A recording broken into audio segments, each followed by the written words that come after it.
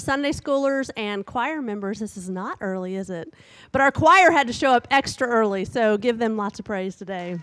Yes, yes. But we are delighted this morning to have Bishop Jones and his wife, Mary Lou. Mary Lou is right here, and Bishop Jones is here. And Bishop has a few words for us to just introduce the time together, and then you will have a chance to ask any questions you have. We have received a lot of those on email, and Pastor David is working through some of those to bring up to the bishop, but there's also a table right back here, and you are welcome to, at any time, ask for a piece of paper or go back there and write one. Just make sure that myself or Pastor David gets that question so we can get it up to the bishop. Does that make sense? Okay. So if everyone is here and it's about time, let's go ahead and have a word of prayer. Holy God, we give you thanks for this beautiful morning to come together and worship you, to be in community together, and to be in the presence of the Holy Spirit. Lord, come into this place. We welcome you, and we ask that you would guide our thoughts, guide the conversation, and be with Bishop Jones and Mary Lou as they go through this time, these months of the end of their time in full-time ministry in the United Methodist Church. I pray for them that you give them strength and that you give them all the peace that their hearts need right now. We pray for them and their family and their move to Dallas at the end of the year. Lord, be with us in this time. Thank you for your presence here. In Jesus' name, amen. Thank you, Heather, and it's a privilege to be with you all at Cornerstone United Methodist Church this morning. Friends, our denomination is going through a really difficult time, and it is breaking my heart. We're going through a church split. When I became bishop 18 years ago, I wanted to focus on strengthening all of our churches, planting new churches, reaching new people for Christ, addressing important justice issues in our communities. But for the last several years, I've had to turn my focus to this issue.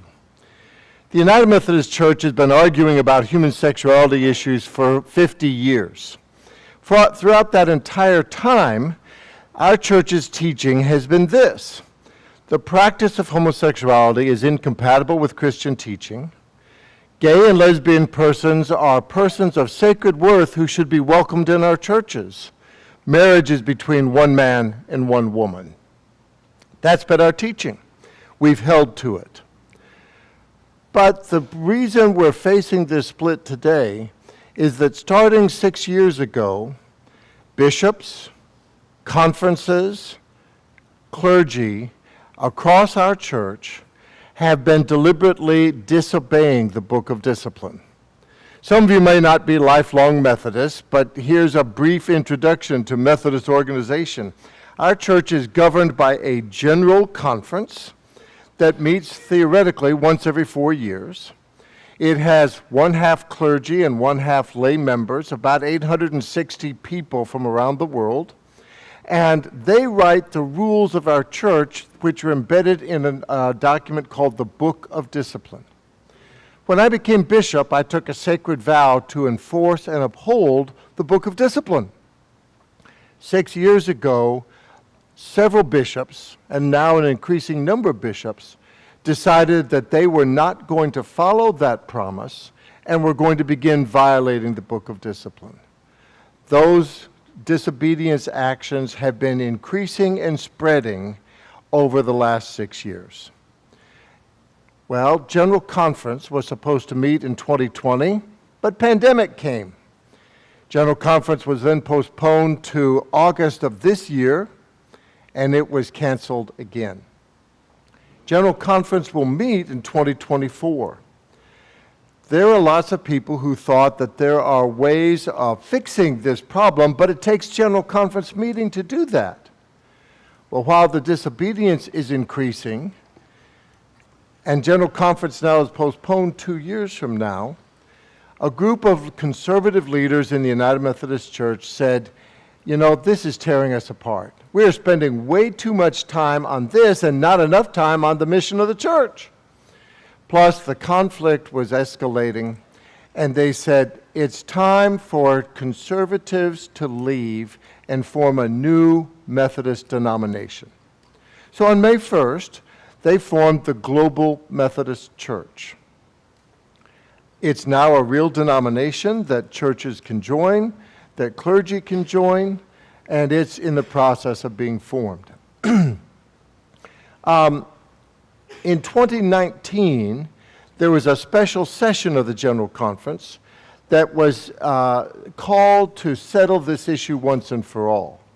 It reaffirmed our traditional teaching, but the response was from thousands of Methodist preachers and bishops, we're not going to obey what was just decided. So, but that conference did set up a new paragraph in the Book of Discipline. Our paragraphs are numbered, so I apologize for the details, but this will help you find it if you ever go looking for it. The new paragraph is numbered 2553. 2553 was a process whereby a local church could leave the United Methodist Church and take its property with it. That paragraph took effect in the spring of 2019, but unusually, it had a sunset clause and says that that paragraph disappears, is no longer effective as of December 31st of 2023. When they wrote it, they thought General Conference would be meeting in 2020 or 2022, but now, with no General Conference, that paragraph will simply disappear. What that means is that your church and all United Methodist churches have a window in which, if you wish to disaffiliate from the United Methodist Church and join another denomination, you can do so. The Texas Annual Conference has not experienced any disobedience to the Book of Discipline. That's partly because I'm the bishop, people. I'm a rule follower. I have a reputation that you don't need the details of, but people know if you step outside the boundaries, bad things will happen to you. So there has been no disobedience in our 58 counties here, but I'm retiring December 31st, and there will be a new bishop. Almost certainly more progressive than me, but we don't know what the future holds, but that's raised the anxiety level. This process of disaffiliation has 7 steps. I led our conference to develop a process that allows for a very gracious exit process. Basically, a local church has to begin a discernment process. Your church council has to vote to say, we're going to start a discernment process. And for at least 40 days, you need to pray. You need to research all the information. We have a conference website, www.txcumc.org. At the top, you can click on a banner that says Navigating the Waters. We have put a ton of information out there. Some of you have never seen me in person, but you've seen my videos on that website, because we're trying to give honest, unbiased information that people can read. That's the conference's job. There are also lots of other groups in the life of our church. Some progressive who want a fully inclusive church that will welcome lesbian, gay, bisexual, transgendered, queer persons into full leadership in the church. But there are also some conservative groups like Good News, like Confessing Movement, like the Wesleyan Covenant Association, that are providing their perspective. They sometimes have different positions, but that's normal for Christians, isn't it? Well, in that discernment process, you need to pray, you need to do your research, you need to talk to each other. You need to pray and ask, what's God's will for Cornerstone United Methodist Church? How can we best follow Jesus? How can we serve our mission field? How can we accomplish the task Christ has put in front of us and the opportunities we have? And then, it's required that if you want to disaffiliate, you hold a meeting where every professing member of the church gets to vote. It's called a church conference. And if you're 2/3 of the people who show up at that meeting vote to disaffiliate, you can do so. It requires that you pay all of last year's apportionments to the district and conference, all of the current year's apportionments to the district and conference, and any unfunded pension liability. Here's the good news. As of 2 weeks ago, because of the rise in interest rates, the unfunded pension liability has dropped to 0. That might not be true in 6 months, but right now, that's the number we give you. Then, the last step in the disaffiliation process is that the annual conference has to vote to approve it. I've called a special session of the Texas Annual Conference for December 3rd. We'll meet at the West Chase campus of First Church Houston at 9 a.m. that morning. And for all the churches that have completed the disaffiliation process, we'll vote to approve them that morning, and December 31st, they are no longer United Methodist. There are consequences to this that we will guide you through. For example, you can't use the cross and flame on your sign out front. You'll have to redo that. You'll have to redo your articles of incorporation. You'll no longer get a pastor sent by the bishop of the Texas Annual Conference. You'll have to make your own provisions. So we guide you through all that legal stuff, but December 3rd is your first window to do that. Annual conference will meet again next May, 29, 30, 31. We'll vote on a new group of churches that will be disaffiliating then. So the spring is another time frame for people to do a process of discernment. So that's the process, and on our website we have lots of details about how this works and what it's like. What I want to address with you now really is, what are your options? There are 4 options that any church can consider. And friends, I'm making these speeches all over so you can understand that what I'm telling you this morning, I told to 2 groups of about 500 each yesterday. I'm doing it for another group this afternoon. I just want you to be fully informed. What are your options? Well, let me back up and say, does Cornerstone have to do a discernment process? No. There is a default, and if the default is if you do nothing, this window of paragraph 2553 goes away and you remain United Methodist. But there are certain trends in the United Methodist Church that you need to be aware of, because not to decide is to decide. Okay, what are your options? The first option is the one I'm strongly recommending against. You have the possibility of becoming an independent, non-denominational congregation. I think this is a death wish, that over a 20-year period, you will dwindle, problems develop, you will end up disappearing. We can point to lots of successful independent churches under a charismatic leader that did well for a short time, but then when some problem developed, listen to a Christianity Today podcast about the church called Mars Hill up in Seattle. When they ran into problems, they had nobody around them to help them cope with the pastor's bad behavior, and the church disappeared in an afternoon. 15,000 members gone. Well, I'm here to tell you that being independent looks good in the short run, but it has, you can't recruit clergy, you can't hold people accountable, and you don't have a shared mission with other churches. I believe in the connectional system of being Christian. And so while that's an option, you can do that. We've had 3 churches so far leave our conference to go non-denominational independent.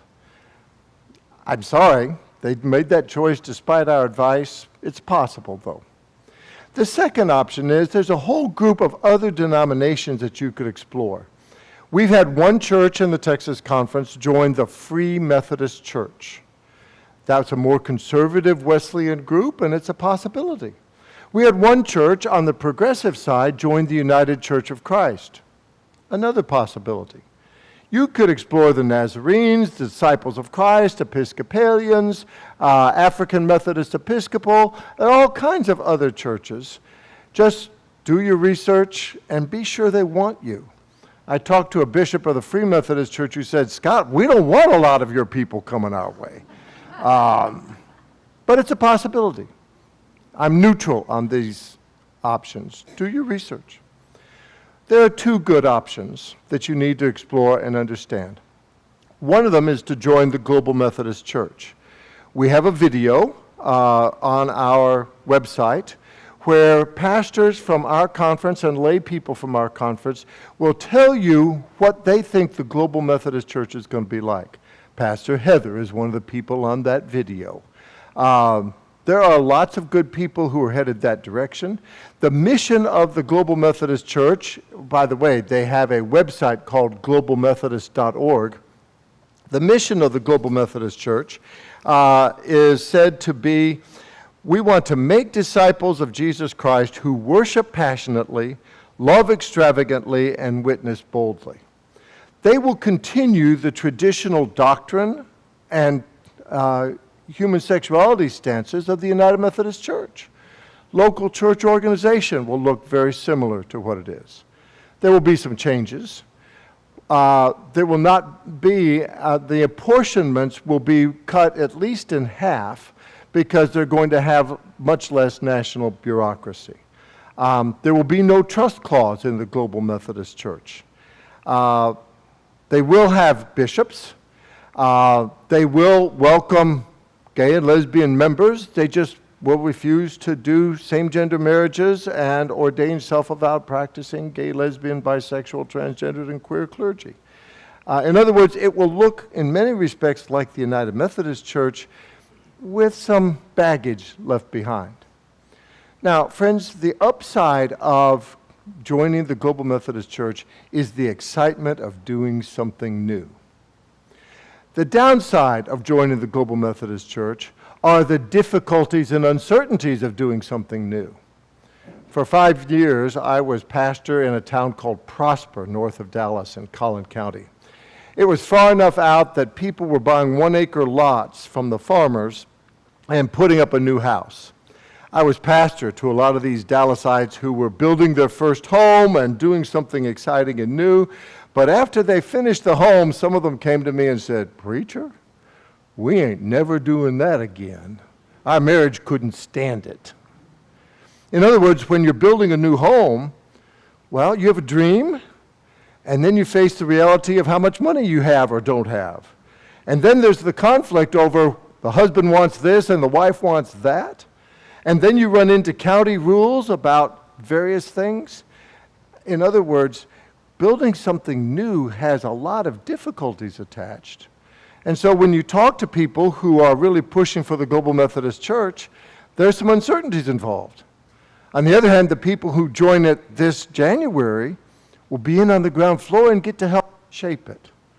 So I will have some trusted friends and good colleagues who are part of the Global Methodist Church, and it will be interesting to see how God uses what that group is going to be doing.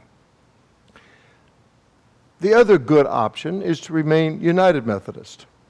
But it's pretty clear that the United Methodist Church is going to be moving in a more progressive direction. It's widely expected that when General Conference meets, they will change the teaching so that marriage is between any two adults, and that self-avowed practicing lesbian, gay, bisexual, transgendered, and queer persons can be ordained and appointed as clergy.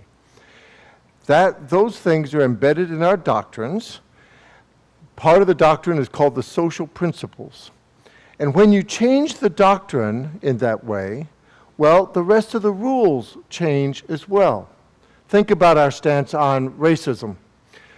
We don't believe racism is a Christian behavior. And therefore, our rules have certain things in there that says every United Methodist Church has to welcome people of all ethnic groups and races. You cannot discriminate according to the basis of race. Well, we have rules about what happens if you break those values that we have in our doctrine.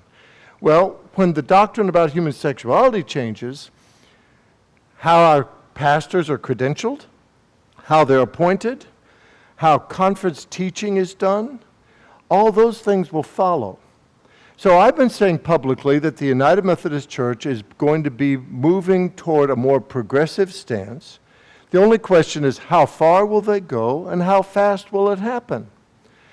This is a good thing, friends. There are lots of people in the greater Houston area who want a church that fully welcomes LGBTQIA plus people. They're eager for a church that will do same-gender marriages, and it looks like the United Methodist Church will become the kind of place where that can happen. That means that that group of people in the greater Houston area will be reached by a United Methodist Church that's more progressive. At the same time, we have a video on our website of people who are now United Methodist and are deeply committed to continuing to be United Methodist. They're saying, we're going to have a big tent. We are traditional, some of them, and we are going to stay in the United Methodist Church because we think this big tent United Methodist Church will have a space for traditionalists to continue serving Christ. My only point to that is that the big tent means they will also have space for very, very liberal people on doctrinal issues and social issues in that big tent as well. It's not clear how all these people will be getting along, but they're committed to doing so. The mission of the church will continue to be making disciples of Jesus Christ for the transformation of the world, and they will continue using the cross and flame, continue being part of the Texas Annual Conference, and whatever bishop succeeds me January 1st will be the bishop of all these churches that continue down that road. In other words, there's some uncertainty about what the continuing United Methodist Church will be like, but I'm at least out in public saying it's going to be more progressive. We're just not sure how far and how fast. On the other hand, the Global Methodist Church will continue the traditional teachings of Wesleyan movement, but once again, exactly how that's going to work out remains to be seen as decisions are made and leadership is chosen. Friends, one of the things that I'm urging strongly is that within your church, within the Texas Annual Conference, we do this process as if we were Christians. What a thought! That means we love each other. We care about each other. We respect each other. We listen to each other. We go through this knowing that these are hard questions that we can't avoid. And yet, let's answer them and move on to refocus on our mission. John Wesley, and some of you may know I've spent decades studying him and teaching at Perkins School of Theology about his work. John Wesley put it this way in a sermon called Catholic Spirit. He said, Christians agree on essential doctrines, but on matters of opinion, it's inevitable that we're going to have disagreements. If we can't think alike, may we not love alike? Without all doubt, we may. So let's love each other as we go through this stuff. Let's respect each other. I will end up with good friends and trusted colleagues in both the Global Methodist Church and the United Methodist Church. Let's figure out how we can help everybody find their best place to serve Christ and make a difference. Now, toward that end, we have on our website all of the questions that have been asked in 10 district meetings. I think we're up to about 500 such questions that each one is listed, and you can see the answers there. But I'm with you right now, and we've got another 30 minutes, and so I'm told that some questions have been submitted, and if you still want to think, if you just thought of one, there's more cards at the back of the table, and I'll do my best to tell you what's going on at this point. We, along with many in our church, have studied the Jesus-shaped life. This situation makes us wonder, what would Jesus do in this situation? That's a really good question. Here, Jesus prayed that his church would be as unified as possible. John 17. Jesus, when he made that prayer, said, so that the world might believe. There's no doubt that this church split is hurting our witness. So let's preserve as much unity as possible, which is why going independent's a really bad idea. Go with one of those two denominations, GMC or UMC. And let's show as much love as possible. In our secular politics, we've got too much demonization. I go back to a day and time when Republicans and Democrats could disagree but still respect each other. I was with the Republican senator from Kansas in the elevator when Ted Kennedy got on the elevator. She introduced us, Senator Kennedy, shook our hands, and she said, "He is the best legislator in the whole United States Senate." They were ranking members on the same committee and cared about each other.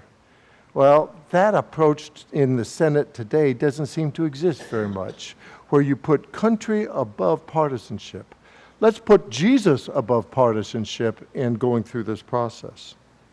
Traditionalists, including our pastors, are saying the UMC will take a turn toward progressivism. However, that is only projection. The UMC is not progressive right now. What evidence is there indicating the UMC will become progressive? How soon might that take place? I am in agreement that it will become more progressive. You've heard me explain that. The rules of our church are set by the General Conference.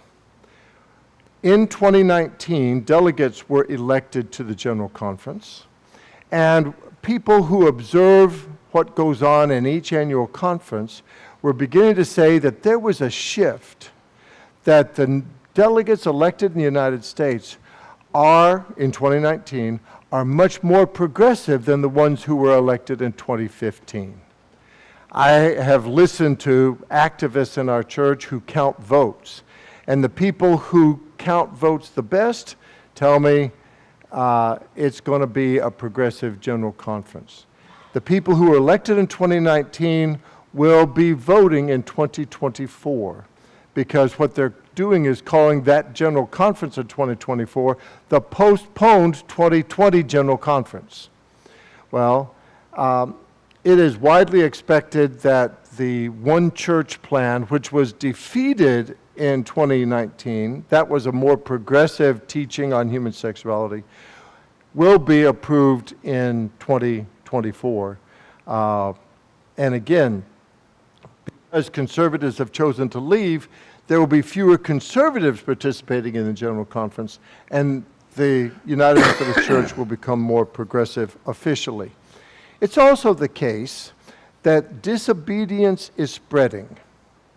What used to be confined to the western jurisdiction of our church spread then to the northeastern jurisdiction, so that there are 12 bishops who have ordained self-avowed LGBTQ people. And recently, the Iowa Annual Conference Cabinet, bishop and district superintendents, passed a policy saying they would be happy for pastors to do same-gender weddings. The Indiana Annual Conference, at its meeting in June, adopted a policy allowing pastors to violate the discipline. And the bishop in Florida in June worked with his Board of Ordained Ministry to ordain and commission some LGBTQ people. In other words, the quantity of disobedience is spreading and increasing as bishops and boards of ordained ministry and conferences choose to do it. So that even if the General Conference doesn't vote to be more progressive, the church will become more progressive simply because people who are supposed to enforce the rules choose not to do so. If progressive Methodists get control of the UMC, what basic Christian beliefs would probably change and become part of the Methodist discipline? Like virgin birth, Jesus as God's Son, Jesus' sacrifice for our sins, or Jesus' resurrection? Or are these opinions instead of basic Christian beliefs?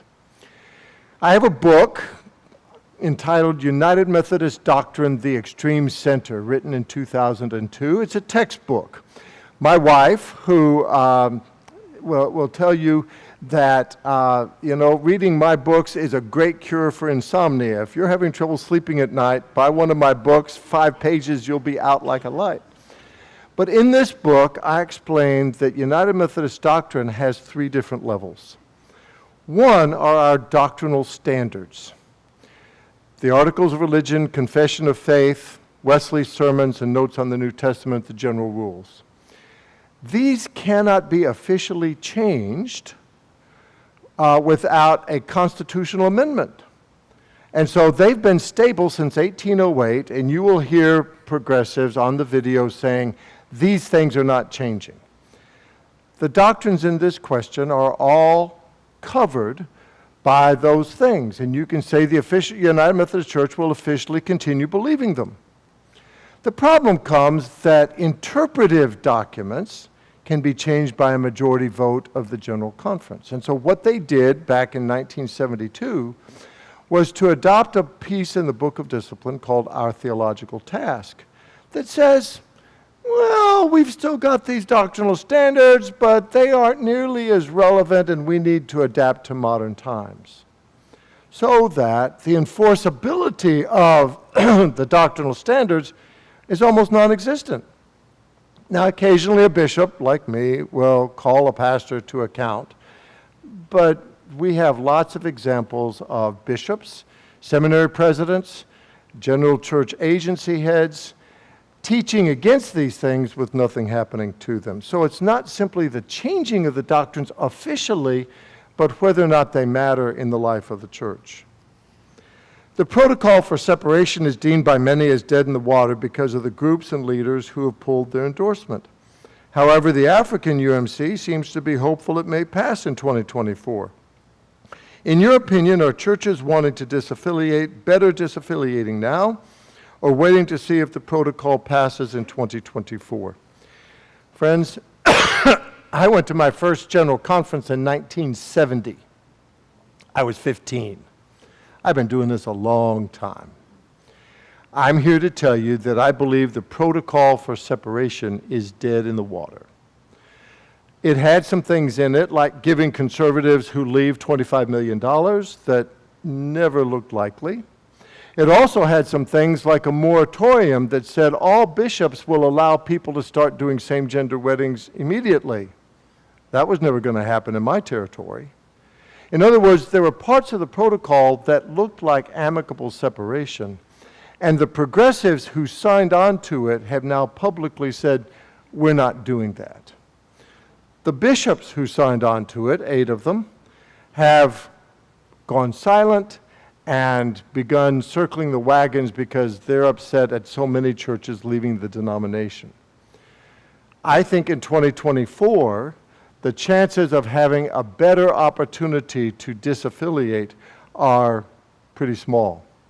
In fact, when paragraph 2553 disappears at the end of next year, it will not be available in 2024 unless the General Conference offers it. Now, the Africans are in a tough place. They are very conservative on these issues. Several of their bishops want to join the Global Methodist Church, but the pathway for joining the Global Methodist Church seems to have been shut down by the Judicial Council. So I'm not sure how the Africans are going to figure this out. There's a proposal that there will be different doctrines and rules in America than in non-U.S. places. That's a really hard thing to make work given our discipline, but there are people who think they can make that work, and so that's the most likely outcome in the 2024 General Conference. Bishop, I've heard that the division goes beyond sexuality. Can you talk about other theological divides in our denomination? There are doctrinal and biblical reasons why liberals on theological issues also support same-gender marriage and full ordination. But yet there are people who are fully orthodox in their view of the Bible who are prepared to stay in a continuing United Methodist Church. So it's a complicated picture. And when you hear that, all of the progressives are also don't believe the Bible, that's not true. And yet, there are some who minimize biblical authority and deny the resurrection and divinity of Christ, who are active, so that we can name names of leaders in the progressive part of the church who, well, they just really don't believe the same Bible I believe. Let me go back to what I said in my presentation. The people who are pushing to keep in the United Methodist Church want a big tent.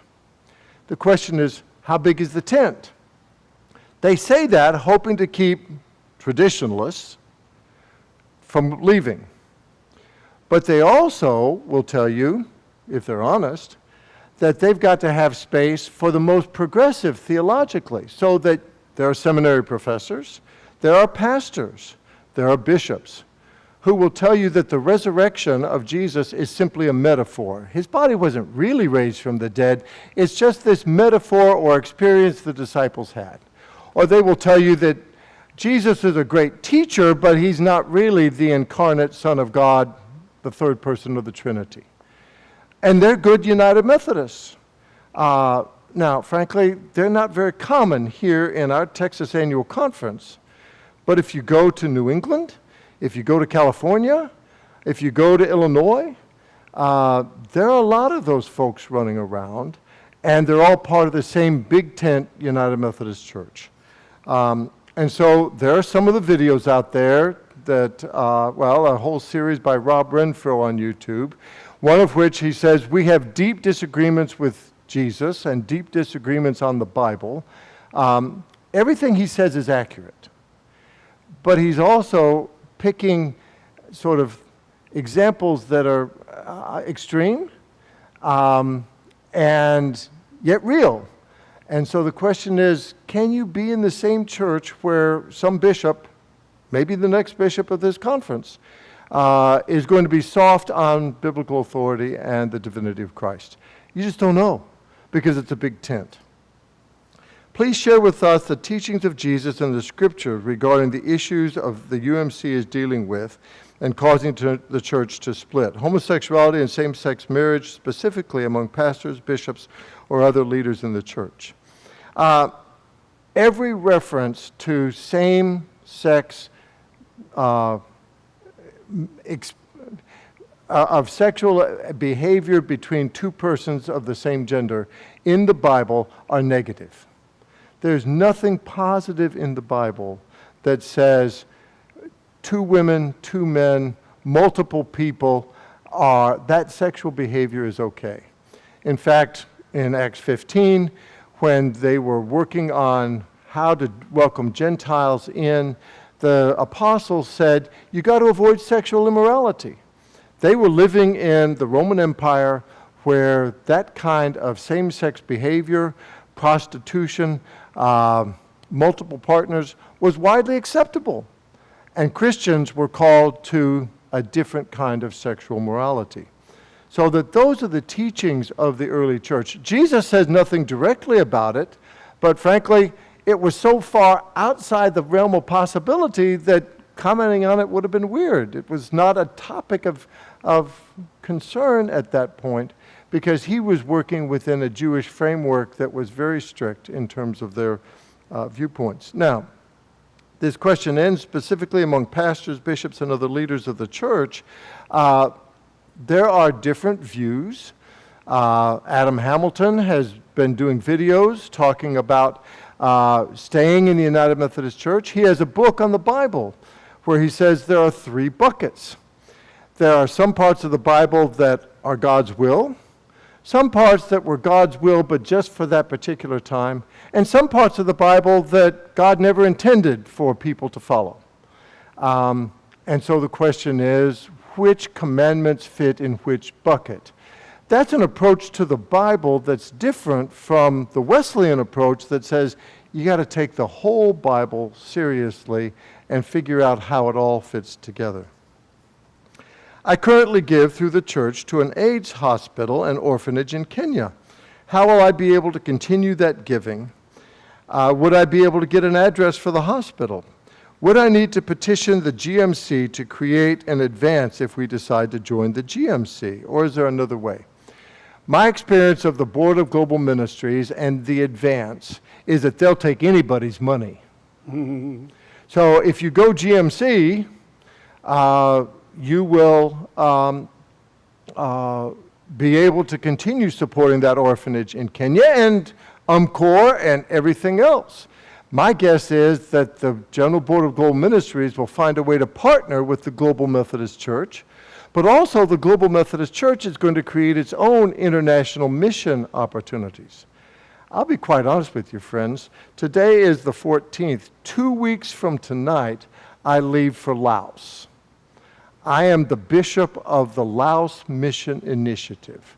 We have 80 congregations in that Buddhist, communist country. We're planting Methodist churches there. These people are incredibly conservative. If the United Methodist Church starts teaching marriages between any two people, those Laotians are going to say, huh? What did we get ourselves into? And so the future of Methodism in Laos is kind of up in the air. But yet, they're supposed to follow the Book of Discipline. So there's a lot of these kinds of things that will have to be negotiated over time and figure it out. But yes, you can also get an address for the hospital and give your money directly to that hospital. The problem is, from a tax deduction point of view, you need to give it to some entity here in America. And the Global Methodist Church, think of its first word, global. They fully intend to have a Methodist expression on every continent. Well, maybe not Antarctica, but every other continent, so that they will have networks. And in fact, I know that they are in conversation with Methodist leaders in Latin America who will be attracted to participating with a traditional conservative Methodist expression. If we vote to go GMC, will we be able to keep Pastor Heather as long as we like? The Global Methodist Church will have bishops, and the bishops will be working with the staff parish committee of each of its churches, and the assignment of pastors will be very similar to what it is today, with just more consultation involved. And so if your church goes GMC, and if Pastor Heather goes GMC, it looks to me like that's a pretty good relationship to continue for a while. But she's not going to live forever, and someday there'll be another pastor here. And so the GMC has in its book of doctrines and disciplines procedures for how pastoral changes take place. And clergy who are credentialed in the Global Methodist Church will be eligible to come and serve other Global Methodist churches. Why go the GMC route instead of independent? I think I've explained that. GMC has Wesleyan doctrine. It looks a lot like what Cornerstone has been since it was founded. It has a lot of the same values. It will welcome people of all ages and abilities and races. Being independent is a death wish. What does the GMC have to offer us over being independent or free Methodists in the areas of financial responsibility or others? The GMC has limits on how big the apportionments can be. So your apportionment bill will be cut in half, maybe even more, and it will be a fellowship of people who are more focused and clear about the values that traditional conservative Methodists have espoused. And you won't have to deal with some of the left-wing liberal progressives who might end up being bishop or the leaders in this conference.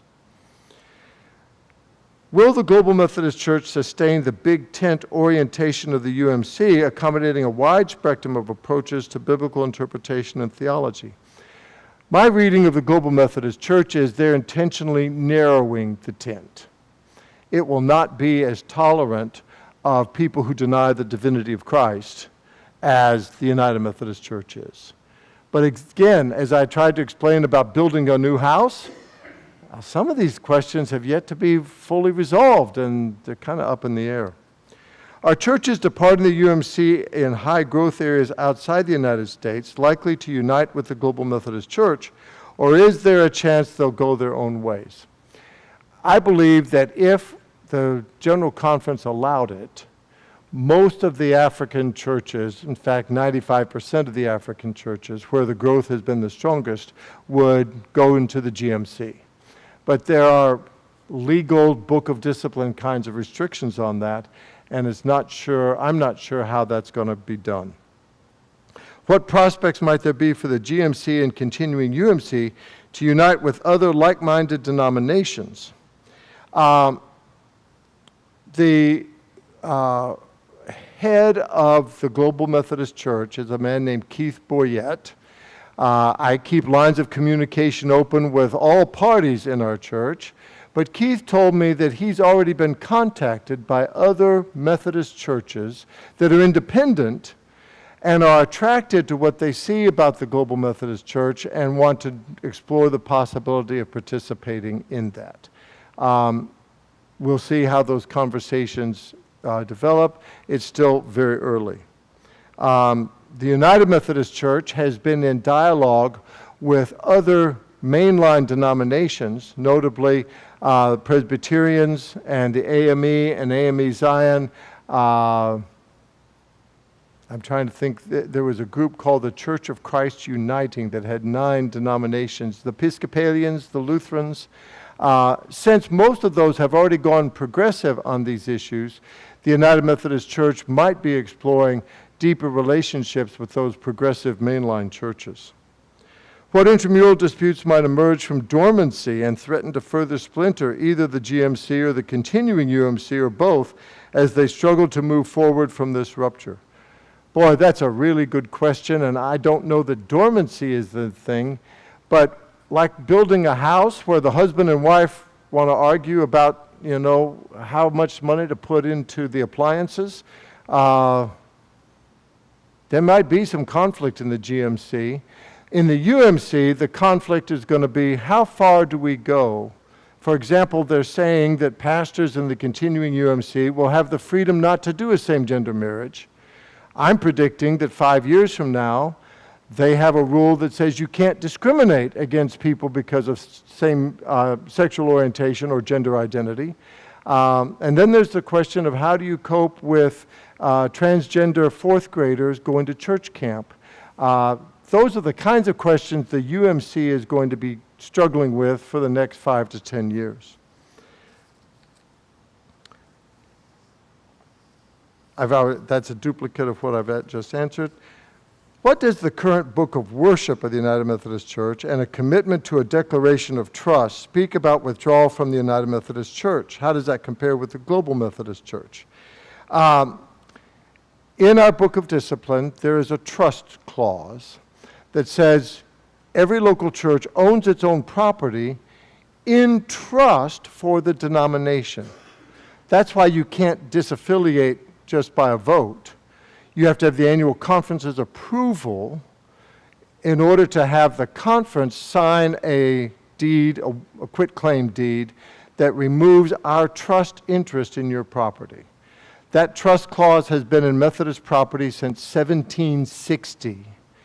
And so the Book of Discipline says that, your property deeds say that, and that's why we have these processes. Now, in the Texas Annual Conference, we are being as gracious as possible.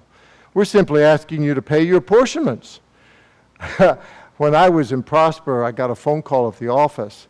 Is this so-and-so? I said, no, this is Scott Jones. I'm the pastor. Well, do you know so-and-so? I said, yeah, he used to be pastor here. How can I find him? He owes us money. Well, I hate for the reputations of Methodist preachers to sully our whole denomination. And so if I've got a predecessor who skipped town without paying his bills, this is bad. So I told him how to get a hold of that guy, and I hope he paid up. Well, this is my answer for why your church needs to pay the 2021 and 2022 apportionments to the district and conference in full. If you're leaving town, pay your bills before you go. Come on, people. It's the right thing to do. Please compare the relationship of pastors to the local church in the United Methodist Church and the Global Methodist Church. Does the local congregation have any input to the choosing of pastors in either group, or is it at the discretion of the bishop? Right now, I have the absolute right to choose every local church's pastor and to tell every member of my conference who is an elder where they're going to serve. That's the bottom line. But we don't exercise that authority in any sort of arbitrary or crazy way. I have a consultation process whereby the district superintendent meets with the elected staff parish committee of the local church every year.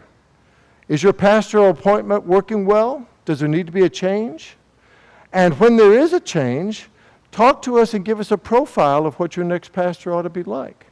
In the same way, the DS meets with every pastor. Is God being fruitful in your ministry? Is it time for you to serve someplace else, or do you want to stay? In other words, there's this consultation process that goes on, and even though the bishop retains the ultimate authority, and every appointment I sign off on people, within my cabinet I listen to the district superintendents, and my phrase is, when we've reached a consensus and I'm in agreement with it, I say, make it so. Now, in the Global Methodist Church, there will be a similar process, but it strengthens the rights of local churches to participate in that process. I haven't studied the Global Methodist Church well enough. I suggest you ask some people who are more familiar with it than I am. The effect of most TV series having LGBTQ elements, how do you feel about this? I would just say that we live in a very diverse culture where lots of things are on TV, on social media. There's a program on some channels that's all about polyamory, where you have a committed relationship between multiple people, both male and female. You've got transgendered stuff going on in our public schools. I talked to somebody yesterday whose 6th grade daughters had a transgendered person change her name to Jeremy in their class, and these 12-year-olds are trying to figure out, how do we cope with that? So with differing value systems, we have to learn how to live in a world where there are a variety of different things, and yet this is America. We have freedom, we tolerate each other, in the same way that we have different religions and atheists all living in the same communities together. How do we get along? And yet also, how do we build communities that carry our values on to our children and grandchildren? That's the challenge. Friends, I have news for you. It is no longer 1950. Okay? I was born in 54. I remember when there were only 3 television channels.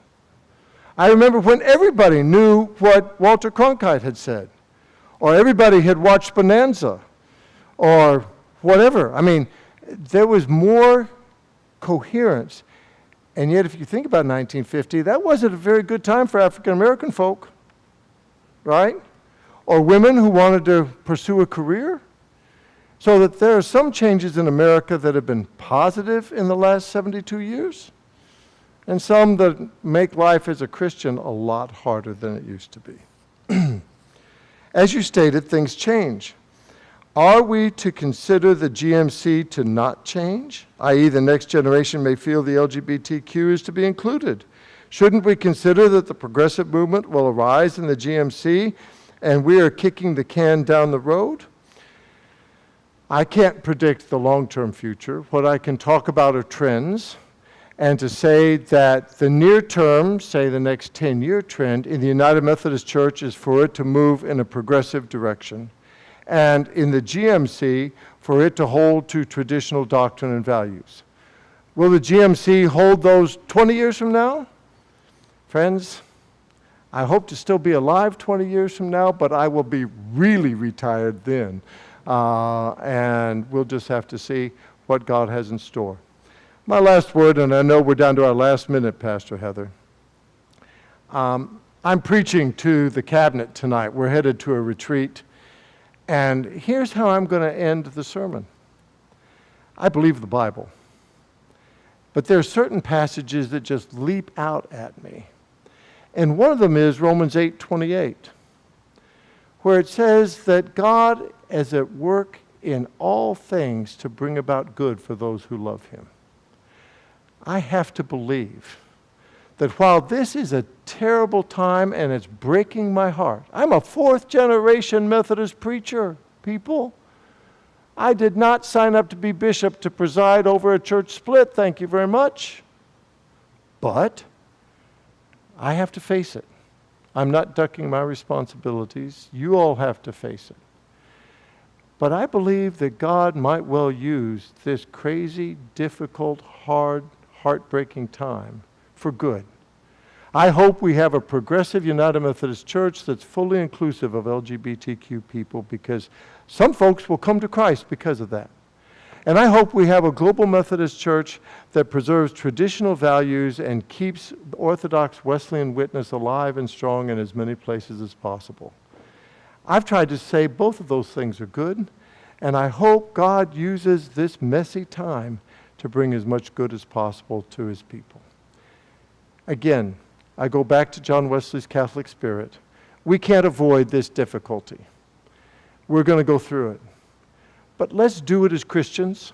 Let's love each other, respect each other, listen to each other, and care about each other.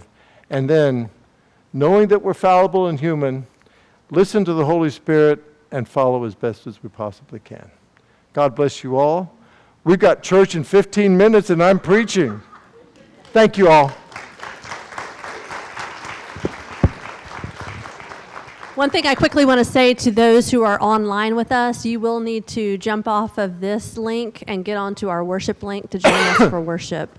So friends, in just a few minutes, we're going to have people coming in to join us for worship. So stand up, get ready to greet them, and we will let the bishop get ready to preach to us. So I'm looking forward to it. Do you have something to say? Yeah, I was going to say, this is my visual aid of everything that's online in our resources and the conference page resources. That's pretty front and back. So if you're not informed, guess whose fault it is? Thanks. Feel free to grab a cup of coffee, use the restroom, come back in for worship.